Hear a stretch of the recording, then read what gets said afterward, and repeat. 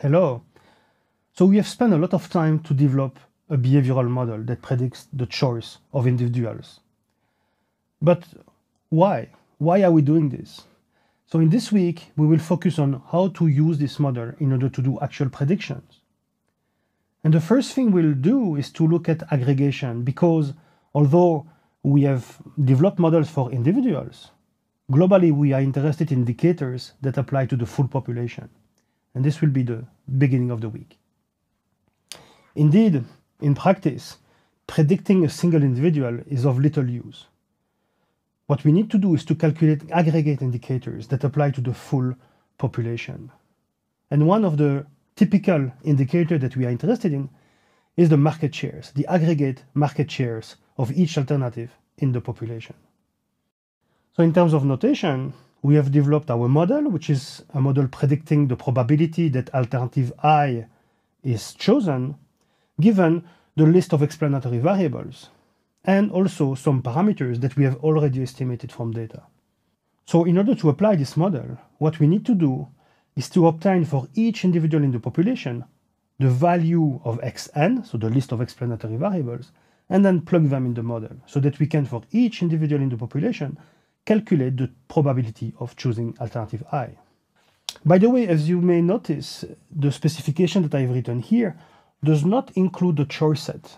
If you remember, the choice set, Cn, may vary from one individual to the next. So why did I omit Cn? Well, you need to think about it on your side, and we'll talk about it later on. The indicator I'm interested in is the aggregate market share. Basically, I would like to calculate the number of individuals who choose alternative I in the population.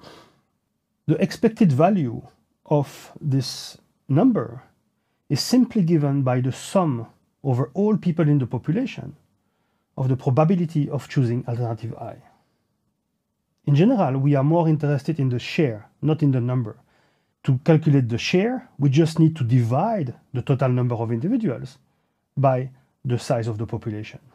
So the market share of alternative I is simply the expected value of the choice probability over the population.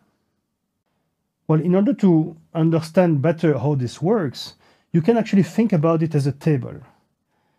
Each row of this table is associated with one individual in the population, and there are n of them. So we have n row in this table. And each column is associated with the alternatives in the choice set. And we have j such columns. For each cell of this table, we have a choice model, which predicts the probability that the corresponding individual chooses the corresponding alternative.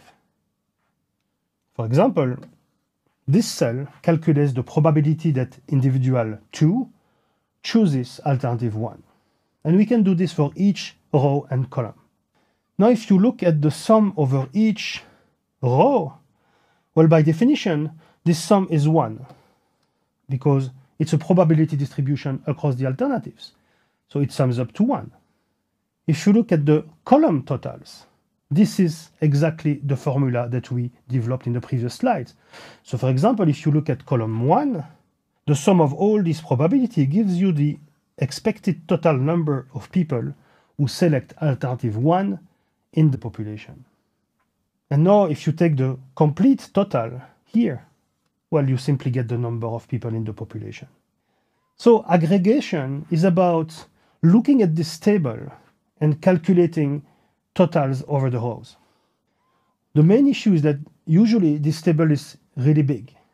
It has a lot of rows, because most of the time the population of interest is very big. And sometimes it may have a lot of columns as well, when you are considering a case where there are many alternatives. And so these are the two things we will have to deal with. How do we do when the table is too big that we cannot enumerate rows and columns? When the table has too many rows, meaning that when the population of interest is too large, we apply a technique called sample enumeration. When the table has too many columns, it means that when we have too many alternatives, we apply a technique called micro-simulation. And we will look into these two techniques in the rest of this week.